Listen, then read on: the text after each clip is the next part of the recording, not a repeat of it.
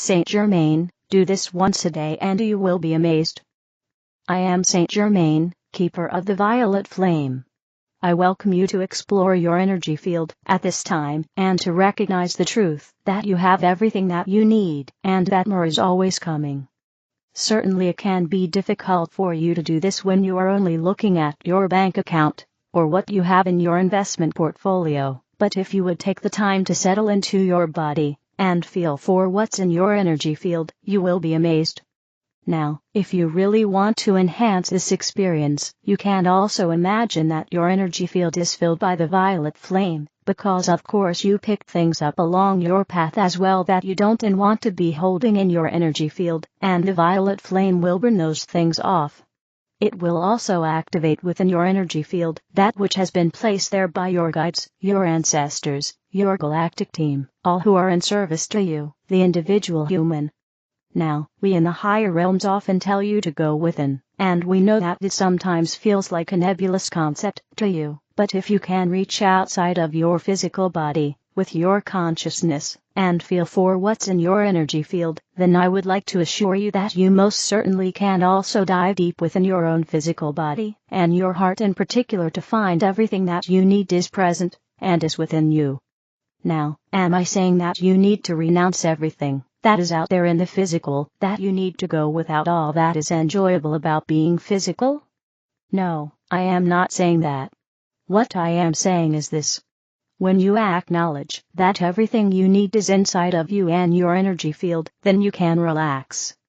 Then you can enjoy what you do have right now a bit more, and you simultaneously will let more in. You will let in more of the manifestations, more of the people, more of the experiences, more of the money, more of the opportunities, more of everything that you want, because you will feel whole instead of feeling empty.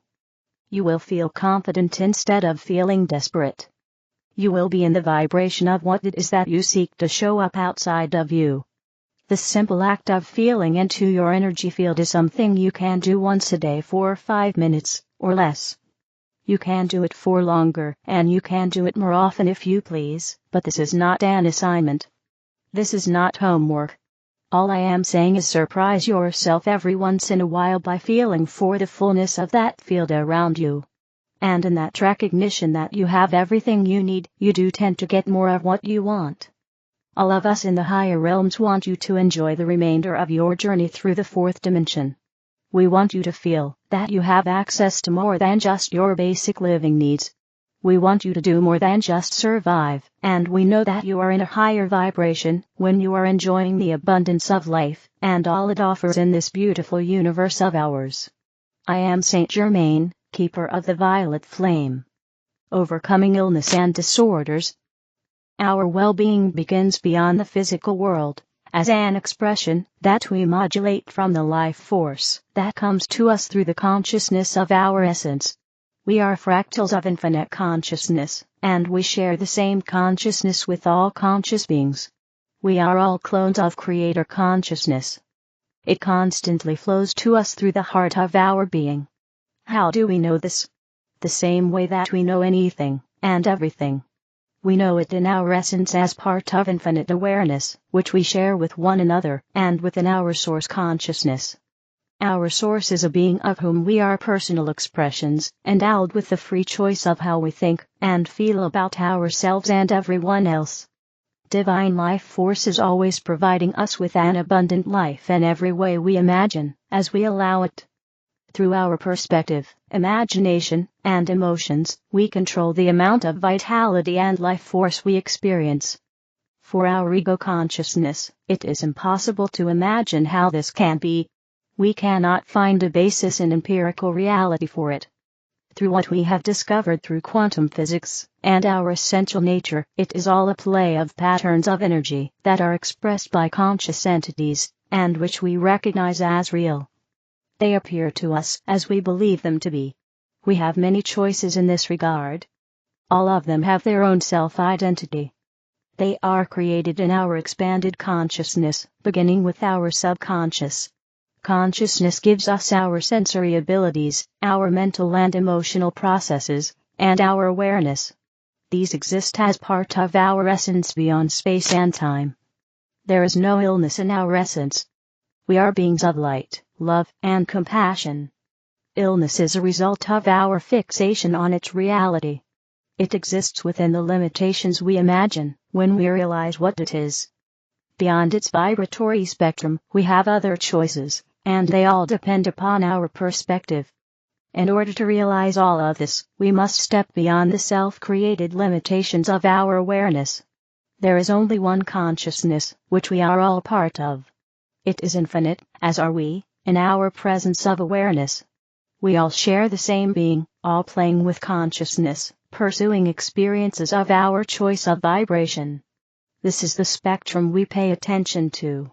We create energetic patterns with our imagination and emotions, stimulating our subconscious, which attempts to match our conscious vibratory resonance, creating our personal radiance, and interacting with the quantum universe in infinite potentialities. All are available for our attention and alignment. Only when we align with the vibratory patterns of illness can we succumb. Illness needs our attention and life force to exist. We provide this with our recognition and realization. By directing our attention to the energetics of love, joy, and freedom, we move out of alignment with illness, and it ceases to appear in our experience. This kind of shift in awareness requires control of our attention without wavering. It is absolute focus in alignment with gratitude, love, and joy. This applies in every area of life, and leads to mastery. Jeshua, that is love. JJK, today I found the following touching story online. An 80-year-old man brings his wife breakfast every morning in the nursing home. The woman has Alzheimer's and can no longer be cared for at home. A nurse at the retirement home asked him, "Is your wife worried if one day you don't come to bring her breakfast?" He said, "She doesn't remember, she's forgotten everything, she doesn't even know who I am. She hasn't recognized me for years." The nurse was surprised and touched at the same time. "That's very nice." Even though her wife doesn't recognize her, they bring her breakfast in bed every morning. The man smiled, looked her in the eyes, and shook her hand. Then he said, "She doesn't know who I am, but I know who she is." Internet find. Dream later I got tired, I lay down for a nap, and I dreamed. I'm at an event, something musical is being performed. The atmosphere is relaxed and happy. A 14-year-old boy with Down syndrome sits down on my right knee. He has a very large head, impressively protruding eyes, and short red hair. His head is so big that, despite some effort, I cannot see the stage. But I look at the boy's face from the side, and he is beaming from ear to ear. He is clearly feeling good, and does not want to give up his place on my thigh, under any circumstances. Then a slightly younger, handicapped girl sits on my right thigh, and enjoys the performance from this position.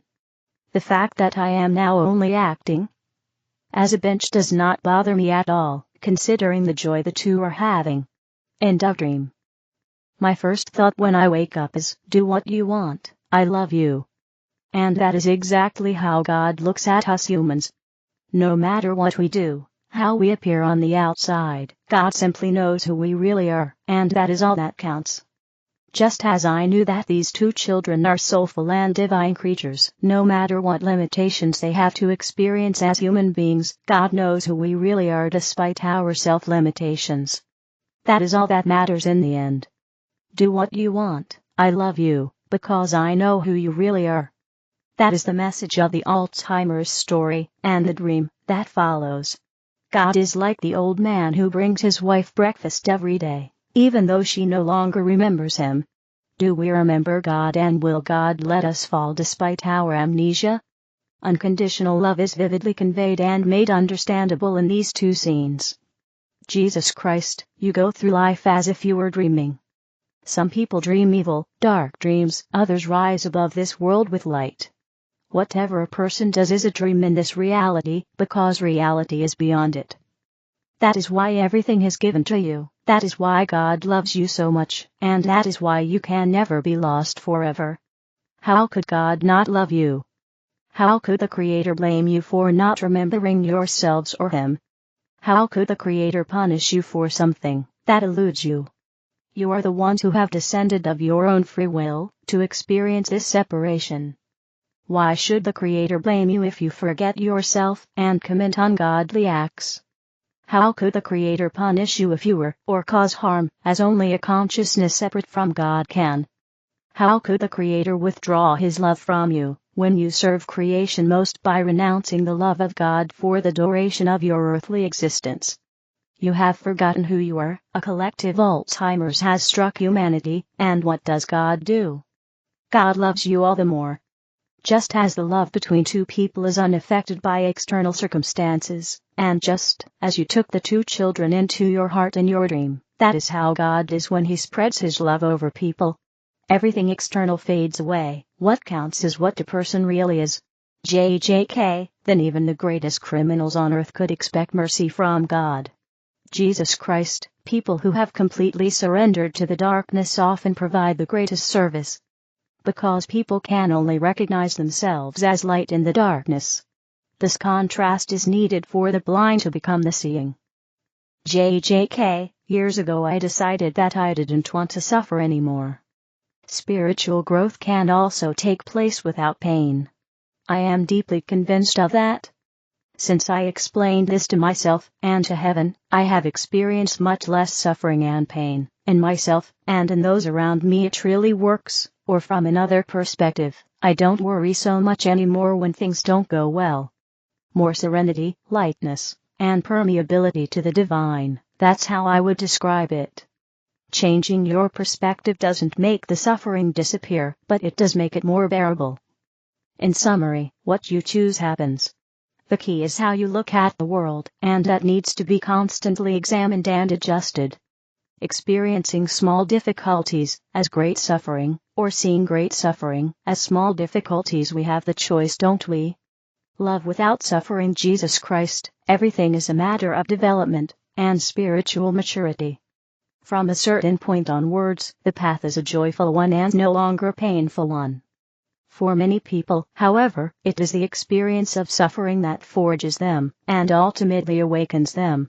Only when the person finally buys the return ticket to unity, by completing the incarnation cycle, does the suffering end and memory begins. Awakening is the process of breaking free from suffering and pouring into divinity.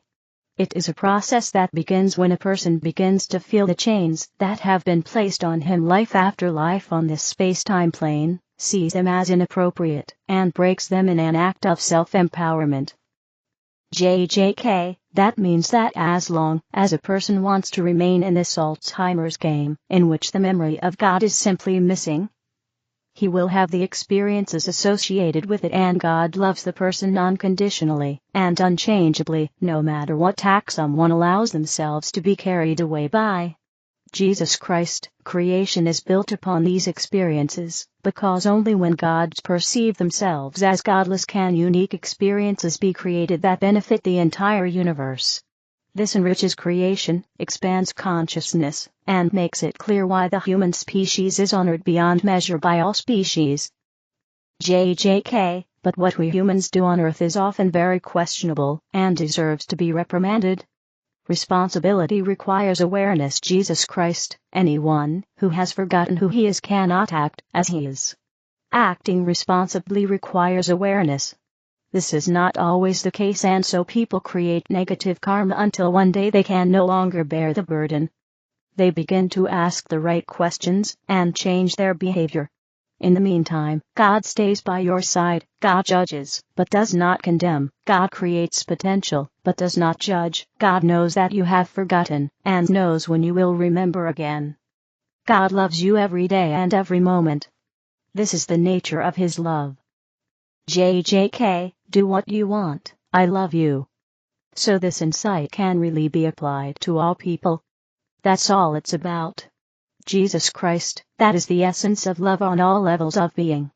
You don't have to approve of someone blocking your view of the stage. You don't have to like that your wife doesn't remember you looking at it with wisdom, and love is the way. That is what it is all about when the end of your incarnations is near, to remember who you are, to remember who your neighbor is. What is man really? Flesh and blood, or spirit and divinity? To look at each individual person with these eyes is to see him truly. So go and love man. Love what man is, and not what man pretends to be. Penetrate the deception, look behind the masks into people's hearts, and your gift will be heartfelt love. SorceryOffLight.com. The other videos are in the English video playlist. Help me spread the light, click like, share, and subscribe to the channel.